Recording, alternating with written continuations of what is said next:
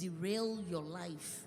So it's either you come to any man of God for deliverance, either than that it can be haunting you for the rest of your life. And that's the fact, because God said you should marry before you lay with a man or a woman. So if you do that, it's not too late. God is a forgiving God. He just wants you to know the consequences of you going into a soul tie with that person, because the spirit, it gets spirits transferred to each other. Amen. And total knowledge of the other person. So sexual intercourse in the most intimate of acts, sealing a social, physical, and a spiritual relationship. So Adam knew Eve. That is the bond.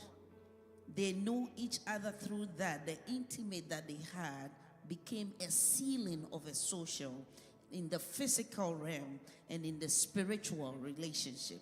That is how deep it is. That is why God has reserved it for marriage alone, because it comes with all this package.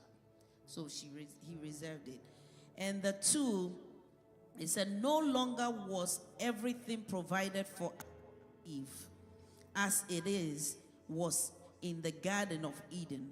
So where their daily tasks were refreshing and delightful, now they had to struggle against the elements in order to provide food, clothing, and shelter for shepherds, especially in the Middle East today. So our lesson is, later Eve gave birth to two sons. What was their name? Two boys, Cain and Abel. Yes, Cain and Abel. So she was the first. Eve was the first to ever go through the suffering of childbirth. Eve. And she will be also the first to endure diaper changes, if there was that. And she's the first. So she's first of the mothers. She's first for breastfeeding. She's first to be burping the baby. And she's first seeing the child feeding and other chores of being the first mother. And she would have likely had the privilege to witness the first smile also on a baby, the first baby face. And she's the first mother to witness a baby laugh. She's the first mother to witness the first word that a baby speaks, whether mama, dada. She's the first.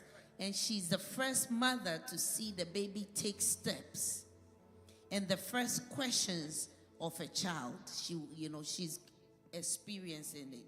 And she was the first to nurturer of children, and I'm sure she enjoyed it all. And the most part, she was also the first mother and only one. Eve was, Mary was not, Sarah was not, Naomi was not. Eve was the only mother to be titled Mother of All Living, because from her, everyone came. So her title was given as Mother of All Living. And we can see that Genesis 3:20, Adam named his wife Eve because she will become the mother of all living.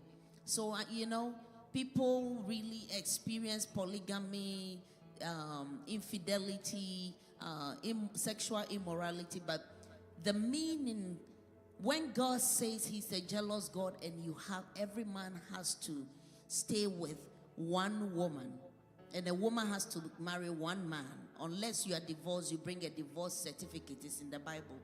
The meaning is, God didn't take two ribs from Adam, only one. One rib, only one. So it was an identification, spiritual knowledge and wisdom telling you one. You need one. You don't want a woman, then divorce, show your divorce certificate so you can marry, but you can stay with one. Amen. So if you are the first mother on the earth, you and only you can be the mother of all living. So Eve was, and we all know she was also the first mother to bury a child. She was the first mother. Genesis 4:25. Let's read Genesis 4:25.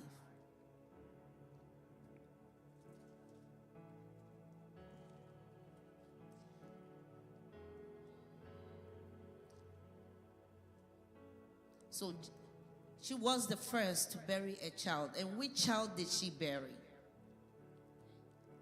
Amen. Yes. So Cain was the one who killed Abel. Yes. So she buried a child. So after she lost that child, she gave birth to another child. If you can read Genesis 4:25, please. Adam had relations with his wife again, and she gave birth to a son and named him Seth. For she said, God has appointed me another offspring in place of Abel, for Cain killed him. Yes. So Cain killed his brother, Abel. So, unfortunately, when left to themselves, people tend to get worse instead of better. And this short summary, God gives human. It also presents the continuous development of sin as time passes. So another murder was occurred, presumably in self-defense. Maybe Abel struggled in self-defense but couldn't, and the brother killed him. And violence is on the rise now. You've seen it continues. So two distinct groups are now appearing. Those who show indifference to sin and evil, and those who call upon the name of the Lord, the descendants of Seth. Seth will take Abel's place as leader of the line of God's faithful people. So losing a son or a child at murderous hands, especially of another son, when it's from a family, would have been hard on Eve as a mother, because this is not an outsider killing her child. This is her own. So you could see the mother of all living, what she bare. Why did I choose Eve? To kind of bring us into how women sometimes grieve a lot. So you could see Eve was burdened a lot. She was the same person Satan, the devil, went to first. And she was the same person to bury a child. And burying the child wasn't even an outsider killing the child. His own child, another child killing. So you could imagine the pain she felt. Burying her child who her child has also murdered is very, very painful. She went through all that. And while enduring childbirth for another son, she held in the mind the Lord's son. So when she was bearing Seth, Abel was still a memory in her mind. She was a mother of first in many, many ways. So today we are celebrating mothers.